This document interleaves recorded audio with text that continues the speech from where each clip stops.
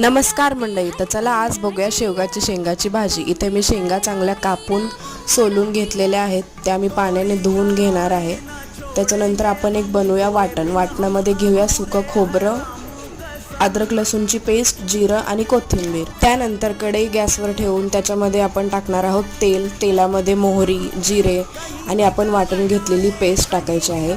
त्यानंतर थोडी भाजून त्यामध्ये कांदा, टोमॅटो, थोडं मीठ टाकून कांदा शिजण्यासाठी झाकून ठेवायचा आहे। त्यानंतर आपण आपल्या चवीनुसार मसाले, हळद, मिरची पावडर, लाल तिखट, घरगुती मसाला, थोडं मीठ, चवीनुसार मीठ आणि गरम मसाला टाकून त्यामध्ये मी एक शिट्टी देऊन कुकरला शेंगा शिजवून घेतलेल्या आहेत। मीठ टाकून त्या टाकल्या आणि आपल्याला हवे त्या ग्रेव्हीनुसार थोडं पाणी, गरम पाणी टाकायचं आणि आपली शेवग्याच्या शेंगाची भाजी तयार।